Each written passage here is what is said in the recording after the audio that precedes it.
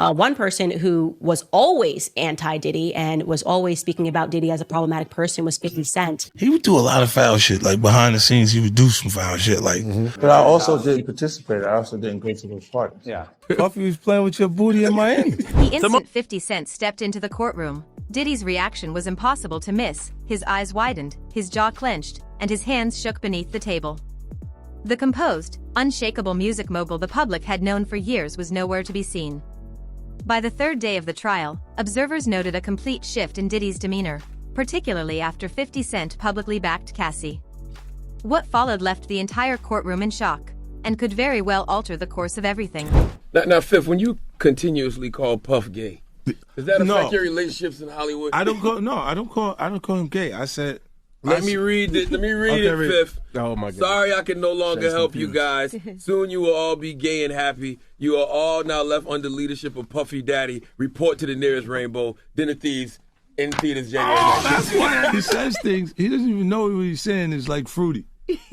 You know what I'm saying? Like, he says something fabulous and he goes, but me and you, we ain't party. Like, we need to party. What is he talking about? That's the kind of stuff that when people say that to me, I get a little uncomfortable.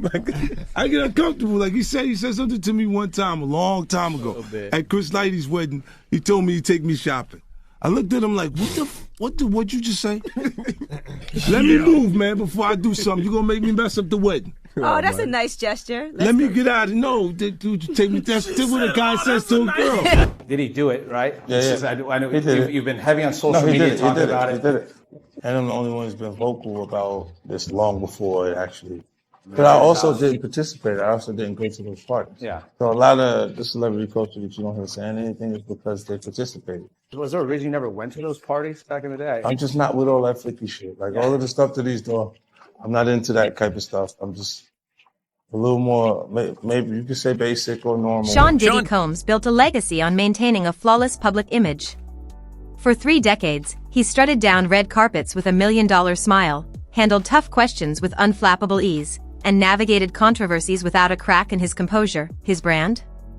The untouchable music mogul who never loses his cool. Think back to that 2017 interview when a reporter pressed him about rumors of payoffs to former employees. Diddy just adjusted his suit, flashed a grin, and smoothly redirected the conversation without missing a beat. Or the night his restaurant venture folded in 2012, he showed up at the closing party acting like it was all part of some grand plan. It's quintessential Diddy, the man who never lets them see him sweat behind the scenes. A team of 12 worked tirelessly to keep his pristine image intact. Insiders revealed that Diddy employed media trainers, practiced interview responses in front of mirrors for hours, and even ran through mock scenarios to perfect his reactions under pressure. But beyond the sunglasses and designer suits? Former employees have been whispering about his anger for years, said a former Bad Boy Records staffer who spoke off the record. There were 2 Diddys, the calm, collected icon you saw on TV, and the guy who threw phones at walls when things didn't go his way. These stories never gained traction, until now. The first cracks in Diddy's carefully crafted image appeared just days before the trial. Paparazzi caught him snapping at a fan who asked for a photo outside his lawyer's office. At a tense pre-trial press conference, he gripped the podium so hard his knuckles turned white. For a man who spent millions to control his public persona, these small slips were telling. PR expert Tanya Rodriguez explained how it works. Celebrities like Diddy build personas like fortress walls. But under enough pressure, those walls crack. And once they start cracking, the whole structure can collapse quickly. That's exactly what happened on day 3 of the trial. According to courtroom witnesses, the composed, unshakable Diddy unraveled. Court reporter Marcus Jenkins said he watched Diddy's leg bouncing under the table as evidence was presented. His leg was shaking so hard, the whole table moved. Jenkins noted, Diddy interrupted his own lawyer 3 times, each outburst louder than the last, until the judge finally threatened him with contempt. Then came the breaking point. When the courtroom doors swung open, a familiar figure walked in, someone Diddy never expected to see supporting his accuser, his longtime rival, with a vendetta and the means to make life difficult. The moment 50 Cent stepped into the room, witnesses say Diddy's face went ghostly pale. The feud between 50 Cent and Diddy spans nearly 2 decades, marked by public taunts, accusations, and personal attacks. 50 has never hidden his disdain for Diddy, accusing him of knowing more about Biggie's murder than he let on and even questioning his sexuality. This was never just rap beef, it was personal. So when 50 strolled into the courtroom on day 3 in a perfectly tailored black suit and signature sunglasses, the entire room froze. Court reporter Janelle Martin said the silence was so heavy you could hear phones vibrating. Diddy, who had been whispering to his lawyer, snapped his head up, his expression shifting from confusion to shock, and then to fear. Few expected 50 to actually show up. Sure, he'd been trolling Diddy online ever since Cassie filed her lawsuit, posting hotel surveillance footage that allegedly showed Diddy assaulting Cassie in 2016 with the caption, "Money can't hide who you really are." The post racked up over 12 million views, followed by more posts hinting that 50 had even more dirt on Diddy. What most people didn't know was that 50 had been quietly working with Cassie's legal team for weeks. A source close to the case said 50's team reached out right after the lawsuit was filed, offering to help however they could. The source added that 50 has always known how to play the long game against his enemies. As 50 took a seat in the back row, the courtroom atmosphere shifted. Heads turned back and forth between him and Diddy like they were watching a tennis match. Diddy tried to focus on his lawyer's notes, but courtroom sketches show him repeatedly glancing over his shoulder. Then came the bombshell. During the lunch recess, 50 stepped outside to a swarm of reporters. Instead of just expressing support for Cassie, he announced he was personally funding additional legal support for her case through his G-Unity Foundation, putting money behind making sure survivors get heard, 50 told the press. "And I'm going to help more women come forward with their stories about powerful men in this industry." Then, looking directly into the cameras, he added, "This isn't about me and Diddy's history. This is about right and wrong." Inside, the news hit Diddy like a gut punch. Witnesses say he slammed his fist on the defense table so hard his water glass toppled over. Court security moved closer.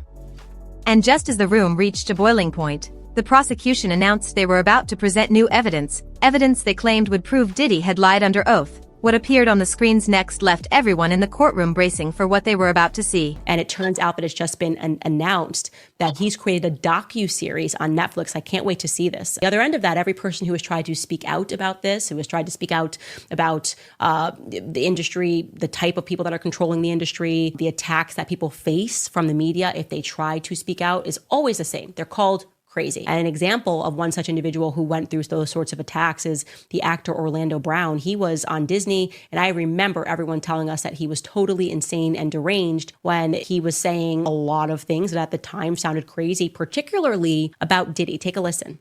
The requirement is you gotta say no to Diddy. If it's new booty in the building, you know he's gonna get it. Don't take your girlfriend to a Diddy party. You can take the but he won't you. Diddy, to me, is the fall guy. We are still seeing a major effort to protect the big names, just like with Jeffrey Epstein. Tell him the story. Tell him the story. So we talking about rumors, right? Yeah. And we, when you Google his name, there's a rumor that pops up that he was Diddy's boy toy. Oh shit! Right? Wait, so this is so Charlamagne said it's not true. But I told after he brought up this stuff with you, I said, you know what 50 gonna say when he meets you? Oh no, I don't know that was going on. You know, I can't wait to run into him again. See, what you gonna say to him? Puffy was playing with your booty in Miami.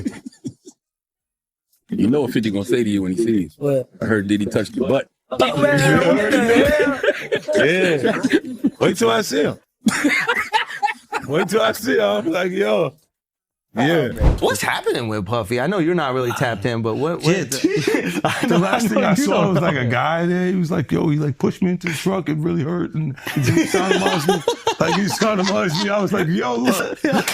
I could find other things to do for money. The feud between 50 Cent and Diddy has simmered for nearly 2 decades. More than just a rap rivalry, it's been a relentless campaign of personal attacks and public jabs stretching back to the early 2000s. 50 has never been subtle about his contempt for Diddy, calling him out during interviews, radio appearances, and, most notably, on social media. From accusing Diddy of having knowledge about Biggie's murder to publicly questioning his sexuality, 50 has long blurred the line between rap beef and personal vendetta. So when 50 Cent strolled into the courtroom on the 3rd day of proceedings, dressed in a sharply tailored black suit and his trademark sunglasses, the entire room froze. According to court reporter Janelle Martin, the silence was so heavy you could hear phones vibrating in people's pockets. At that moment, Diddy, who had been whispering to his attorney, stopped mid-sentence. His head snapped up, and 3 separate witnesses confirmed his expression shifted from confusion to shock, then to something that closely resembled fear. No one had expected 50 to show up in person. While he had been actively trolling Diddy online ever since Cassie filed her lawsuit, including posting that now infamous hotel surveillance footage allegedly showing Diddy assaulting Cassie in 2016, captioned "Money can't hide who you really are." His physical presence sent a shockwave through the courtroom. That video alone racked up over 12 million views, and 50 followed it with a series of Instagram posts hinting at even more damaging information. But what the public didn't see was what had been happening behind the scenes. According to a source close to the situation, 50 had been in communication with Cassie's legal team almost from the moment the lawsuit went public. He told them he believed her, and he wanted to help. That same source said 50's strategy wasn't just about headlines. He's always played the long game with his enemies. As 50 quietly took a seat in the back row, the courtroom's energy shifted dramatically. Eyes darted between him and Diddy, like spectators watching a high-stakes tennis match. Though Diddy tried to keep his attention on his attorney's notes, courtroom sketches show him stealing repeated glances over his shoulder. Then came the real shock. During the lunch recess, 50 stepped outside to face a swarm of reporters. Not only did he express his support for Cassie, he announced he was personally funding additional legal resources for her case through his G-Unity Foundation, putting money behind making sure survivors get heard, he told the press. "And I'm going to help more women come forward with their stories about powerful men in this industry." He added pointedly, "This isn't about me and Diddy's history. This is about right and wrong." Back inside, word of 50's announcement reached Diddy quickly, and witnesses say his reaction was immediate and explosive. He reportedly slammed his fist on the defense table hard enough to knock over his water glass. His lawyer tried to settle him down, but Diddy was visibly shaking. Court security edged closer to the defense table, anticipating further outbursts, and the timing couldn't have been worse. Just as tensions hit their peak, the prosecution stood to announce new evidence, proof, they claimed, that Diddy had lied under oath. What played on the courtroom screens next left everyone stunned. He would do a lot of foul shit. Like behind the scenes, he would do some foul shit. Like hating on, like doing things with people I'd done business with that he done business with. He would say shit that I was like, he said that to you? Right. I was like, yeah, it's all right. You know what I'm saying? Like, you know, and niggas don't know what they like till they see somebody with it. So they want the girls after you're done with them and shit. Yeah. Leftovers. Yeah. You take your leftovers. A lot of niggas have my leftovers. Honestly, was not offended by what I was offended by. Wow, they found Kendrick and Whiteface. You know, that's obviously doing shopping. They got the same outfit. Yeah, it's true. In public. Yeah, that's a nice shirt. Though. It's a nice shirt. All right, so when he said the shopping line in real life, what did you say? I said, let me get away from him. Because it was like, he was like, yo, you hot now. Now we got to hang out now. Like, you know, like hang out.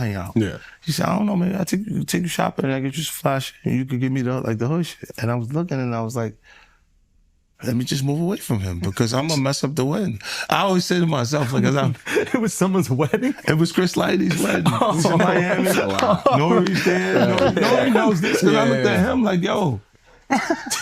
The courtroom was already electric with tension following 50 Cent's unexpected appearance, the air practically crackling as everyone waited for what would unfold. The prosecution team wore expressions of quiet confidence, almost smugness, hinting they were about to drop a bombshell.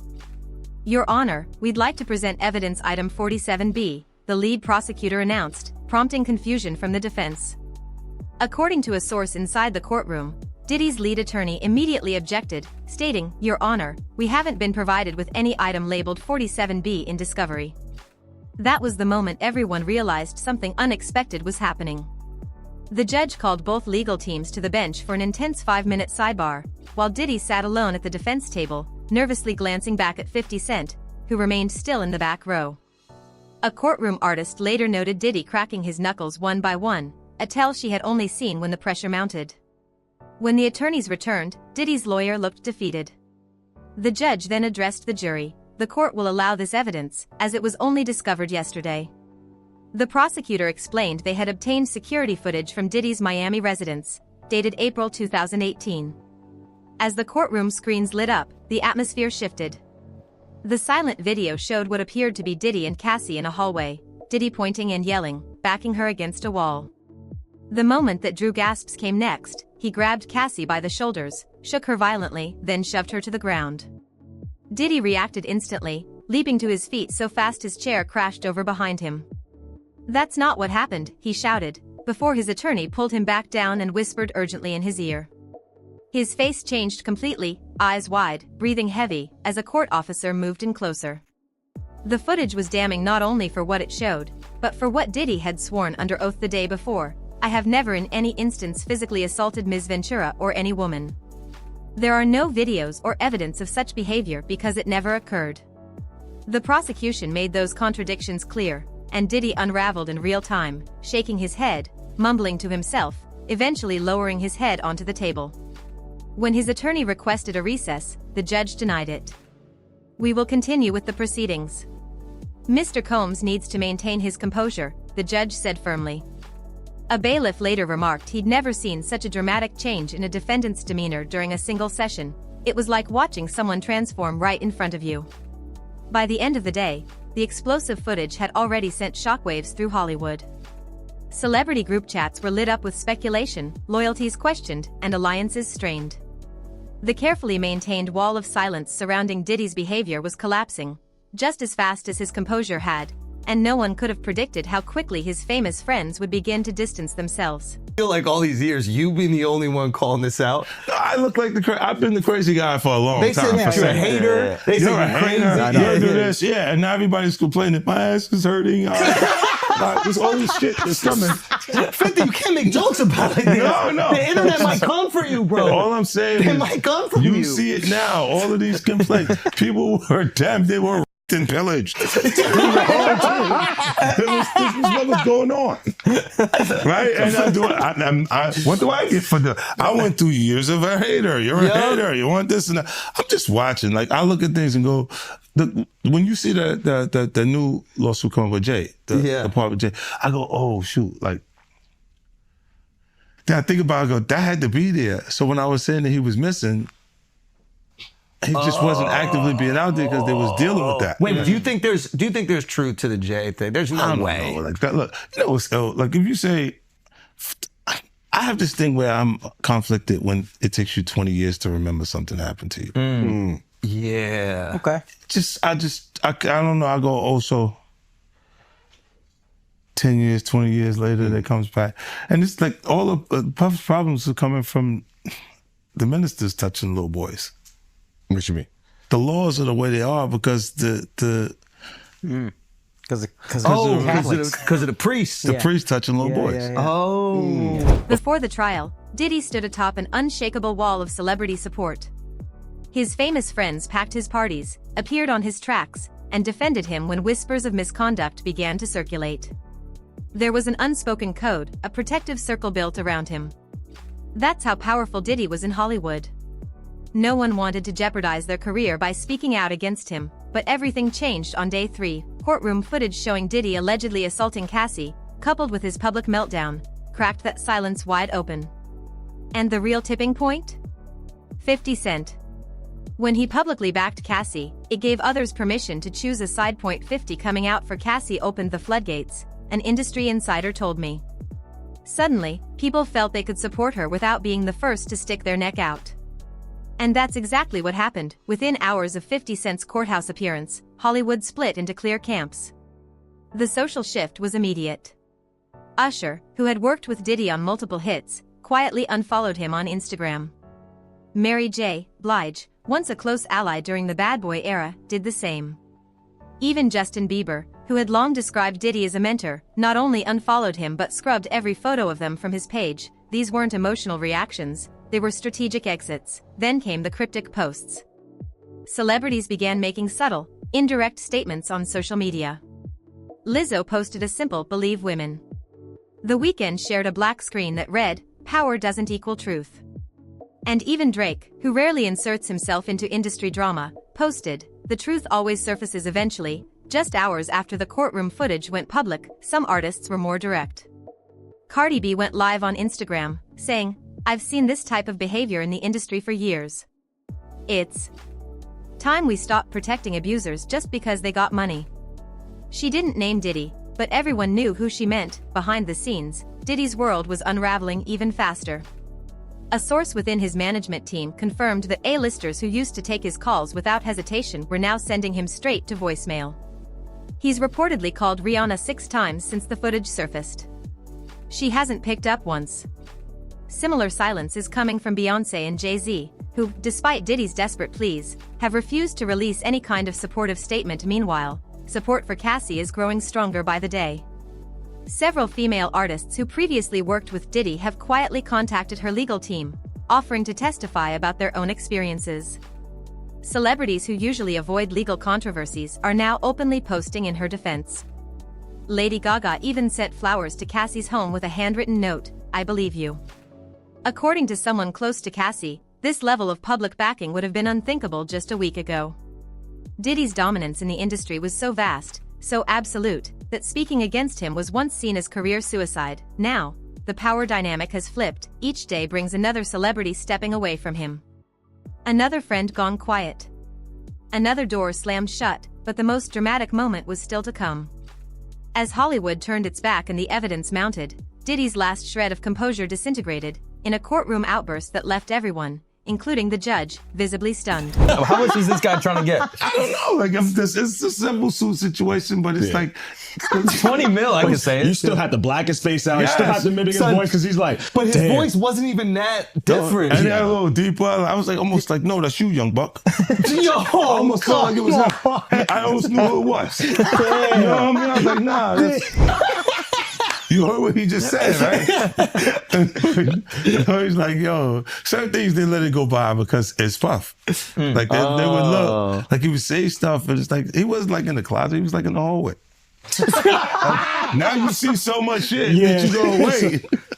No, this was visible, He was in the hallway. We saw the video. You saw that video. It comes out later. You're like, that's not the closet. That's the hallway. He didn't give a fuck. Like, you can tell that he was already... Nah, New Yorkers know. Because when Fab, he was like, yo, Fab, we ain't party. Fab was like, nah, we partying tonight. He's like, no, like, but he didn't party. Yeah. And I'm like, yo, they let that one go? Like, I had to say something about it later because I was like, oh, it was first. The final explosion came during Cassie's testimony on day 3 of the trial. The courtroom was packed, media lined the back wall, celebrities filled the benches, and 50 Cent sat stone-faced, arms crossed. Diddy had been visibly unraveling all morning. Court clerk Melissa Johnson noticed him whispering to his attorneys, each time louder, more agitated. His leg bounced non-stop under the table.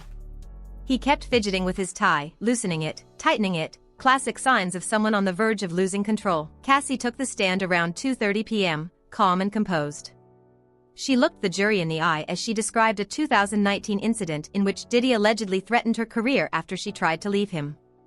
He said he made me, and he could destroy me just as easily, she stated. Diddy was already shaking his head before she finished. His attorney tried to keep him grounded with a hand on his arm, but the cracks were showing. Court reporter Damon Williams said the judge even scribbled a note and passed it to Diddy's legal team, a quiet warning. Then came the tipping point. Cassie described a 2018 party at Diddy's Hamptons home, claiming he locked her in a bedroom for 2 days after seeing her talk to another music executive. As she spoke, Diddy's demeanor shifted completely, his eyes widened, jaw clenched, and a vein pulsed visibly on his forehead. The courtroom artist later said she captured the look of pure rage on his face, something she'd never seen in all her years sketching trials. Suddenly, Diddy stood up. His attorney grabbed at his suit jacket, trying to pull him back down, but it was too late. "It's all lies," he shouted, pointing directly at Cassie. "You know what you did." The room froze. Even the court reporter paused. Cassie didn't flinch. She didn't even look at him. But Diddy wasn't done. He turned toward the gallery, straight at 50 Cent and you. He yelled, voice cracking, "You'll regret getting involved in this." Court security rushed in. 2 officers stepped between Diddy and the witness stand. Another stood behind his chair. Judge Harmon slammed her gavel 3 times. Mr. Combs, you will control yourself in my courtroom. She barked. "One more outburst and I will hold you in contempt." Security, remain in position. Diddy's attorney tried to ask for a recess, but the judge shut it down. "Sit down, counsel. We will continue." The moment was seismic. Diddy, the man who built his image on being unshakably cool, had just lost control in front of a jury. One juror was seen scribbling furiously in her notebook after the outburst. Not a good sign. Cassie, in contrast, barely blinked. She took a sip of water and continued. Her composure was striking. Her attorney later told reporters it came from a place of quiet power, a newfound confidence, bolstered by support from figures like 50 Cent and 50's response to Diddy's threat. A calm smile and a slow, deliberate nod, as if to say, I'm exactly where I want to be. The courtroom had just witnessed a complete shift in power dynamics that Diddy's team went into crisis mode as soon as court adjourned. Their carefully curated image of a calm, respected businessman shattered in seconds. A legal insider told me they scrapped their original strategy overnight. The new plan? Paint Diddy as a passionate but misunderstood figure, a sharp pivot from the perfect gentleman defense. That morning, his attorneys filed a motion for mistrial, accusing 50 Cent of creating a prejudicial environment and submitting screenshots of his social media posts as evidence of a coordinated campaign. The judge denied it within hours. Mr. Combs's behavior is his responsibility alone, she wrote in her ruling. Cassie's team, meanwhile, seized the moment. Her lead attorney requested that 3 new witnesses be allowed to testify, a former security guard and 2 assistants, all of whom had previously declined to speak. They came forward after seeing Diddy's outburst, saying they finally felt safe. 50 Cent has only intensified the pressure since the incident. In just a few days, he posted 7 times about the trial. His most viral post? A split-screen image of Diddy's courtroom outburst next to the leaked security footage, with the caption, "Actions speak louder than lawyers." It racked up over 3 million likes in under 6 hours. He's also announced a new documentary project titled Music Industry Secrets, which many believe will delve deep into Diddy's alleged abuse of power. But perhaps the most striking transformation is Cassie herself. Observers say she returned to the stand the next day standing taller, speaking clearer. Her lawyer confirmed it, "My client feels validated." She's finding her voice with each day of this trial. Legal analysts believe Diddy's outburst may have irreparably damaged his case. Jury consultant Sarah Matthews said, "Jurors don't forget what they see with their own eyes. Watching him lose control like that? That'll stick more than any piece of testimony." Another analyst noted how jurors subtly shifted away from Diddy afterward, both physically and emotionally, and the fallout isn't confined to the courtroom. The business world is reacting just as quickly. Shares in Diddy's Revolt Media dropped 14% after the outburst. 3 major brands quietly paused partnerships with his liquor companies. His agency is reportedly reviewing his contract. Industry insiders estimate the financial damage could top $200 million, regardless of the trial's outcome. The empire is crumbling, once untouchable. Diddy now finds himself isolated, his brand unraveling in real time. Meanwhile, Cassie's story gains strength. She's not just telling her truth, she's shifting the narrative entirely, backed by unlikely allies and an industry that, for the first time in decades, is rethinking who it protects. What started as a trial about one relationship has become something bigger. Much bigger. This case is exposing what the music industry has long kept hidden. The silence isn't just breaking, it's erupting, and the power map? It's being rewritten in front of our eyes.